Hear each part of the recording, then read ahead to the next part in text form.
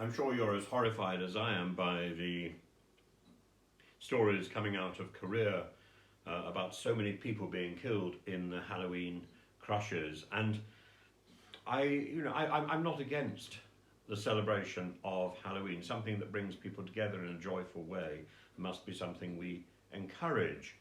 But something that brings people together in an obsessive, fanatical way, and where we forget what this festival, what this celebration is actually all about, is mindless. Halloween, like Christmas Eve, like New Year's Eve, Halloween is simply a contraction of the word All Hallows Eve, or the evening before All Hallows Day, is a preparation, is a vigil for the following day's feast. And the traditional Christian idea is that on All Hallows Day, All Saints' Day, people remember and pray to the saints, the people who have gone before. All Souls' Day, remembering all the people from our families, our friends who have gone before. And this is the joyful part, that the community of believers is joined together, those who have gone before and those who are here now. All Hallows Day used to be one of the central parts, one of the central planks in the early Christian church. And as such, it's one of those festivals that, like Christmas Eve, you remember the Rimsky-Korsakov opera, Christmas Eve, where he imagines all the goblins, all the elves around the ceiling come to life and menace the village on the evening before Christmas Day. Why? Because before great holiness, there's an opportunity for one last effort at great evil. We can perhaps see this again in the present confrontation in Ukraine. And the Halloween, this obsession with witches and ghosts and ghoulies, all of this emphasizes that last cry of evil over good.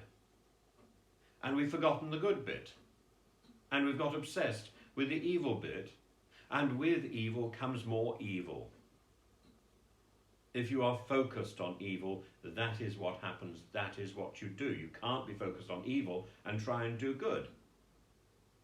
I don't know where the pumpkin stuff comes from. The Halloween traditions, the traditions of All Hallows Eve, were giving people soul cakes, a little bit like hot cross buns. And that, I suppose, is the origin of the trick or treat thing. But the secularization of these feasts, not only Halloween, but also Christmas and New Year, gives a possibility for this obsession and this cheapening of our traditions.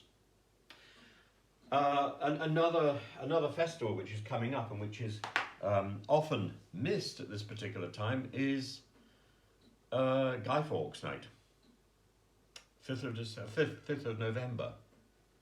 And at this particular time in this year, when Parliament has been such a mess, I think it's really important that we reflect how important Parliament is, how important our political structures are, and how necessary it is to preserve them and celebrate them. We should be really focused this year on Guy Fawkes Night and celebrate what is good. But anything that brings people together in a positive way is good. But, obsession and crushes and huge crowds, this is so dangerous. And as we have seen, your heart goes out. Our heart goes out to all those people in Korea who have been caught up in this mess. And at the back of one's mind is sort of, for what?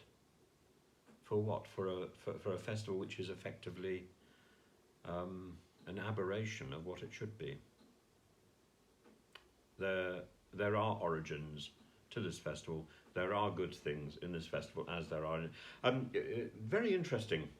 There used to be an idea that in Judaism, looking at a line from Leviticus, there was an idea that Jewish people should not participate in Halloween. Imams were saying that Muslims should not participate in Halloween, but I think the celebration of Halloween has got so far away from its religious origins, I don't think it really matters.